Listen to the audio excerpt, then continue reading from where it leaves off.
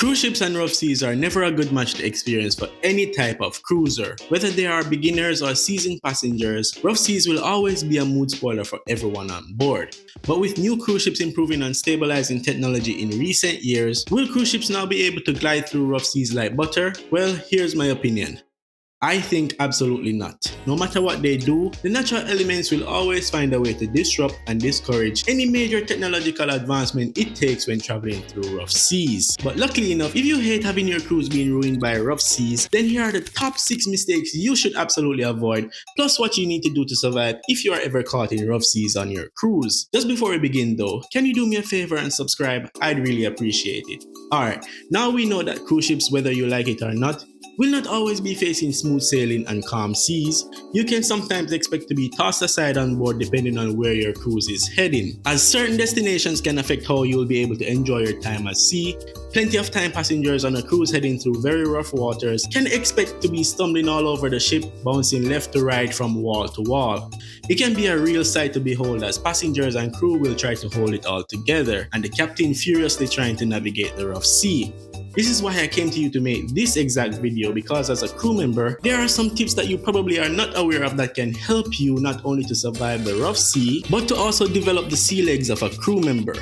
The first thing you should do when your cruise is entering rough seas is to make sure you take at first instance the recommended seasickness tablets and wear the motion sickness pressure bands on your wrist at all times. Seasickness can cause you to feel as if your stomach is rolling and you want to puke, but this is why it's necessary to try and prevent this feeling from happening to you as early as possible. Now, the next thing you should do is, if you want to survive the rough sea, is to completely avoid it in the first place. I know sometimes this can happen unexpectedly during a cruise, and I totally understand this coming from a crew member's point of view. Now, sometimes the weather at sea can be unpredictable, but a lot of times some places that the cruise will sail to can be predictable of expecting rough seas, such as doing the transatlantic, trans-Pacific cruises, and traveling through the Drake's Passage. These are notoriously known for the unexpectedly bad weather and rough seas, and majority of the time, these cruises are done by seasoned cruisers. But to be fair, everyone was a beginner at some point in time, and if you are going to challenge yourself as a cruiser, then these 3 places are known to test your sea legs and your onboard survival skills quite a bit. The next thing you should be aware of is, once your cruise is faced with bad weather and a rocking ship at sea,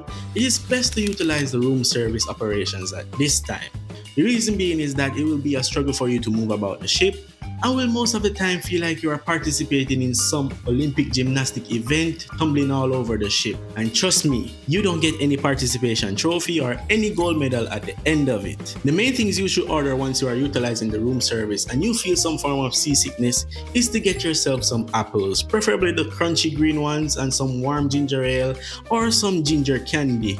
You can take these as substitutes of taking the seasickness tablets, because as we know, not everyone is fond of taking the pills, and I wouldn't advise it most of the time. Only for severe cases of experienced seasickness, of course. The next thing you should absolutely avoid doing on board a cruise that is going through rough waters is to try and access the open decks. The reason for this is because going out on the open decks at this time will be a major mistake for anyone to make, as the ship will be rocking and tilting uncontrollably, and this is when you are known to lose your balance and can even sometimes end up overboard. When someone ends up overboard in rough seas, they will be as good as gone, as the weather will make it difficult for anyone to locate you in the ocean. Plus, we'll be putting the rescuers at risk in trying to save the overboard person as well. So avoid trying to access the open decks during rough seas. The next thing you should know about when your cruise is in rough seas is that the crew operations will be limited, and you will notice a lack of service during this time. So don't be sad or upset that the outdoor bar is closed, or that some of your favorite venues on board will close early or not even be open at all.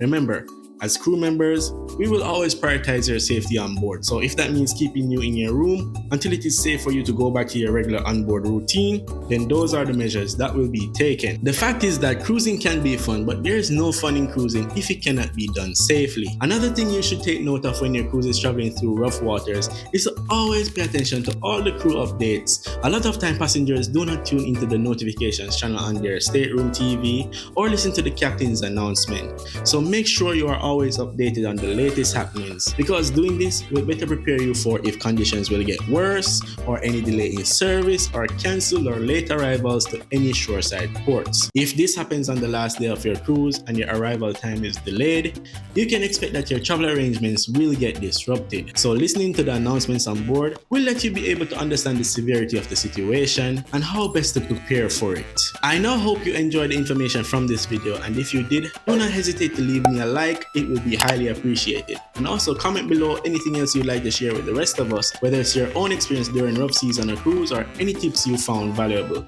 It's Onik, your cruise employee, and I'm out.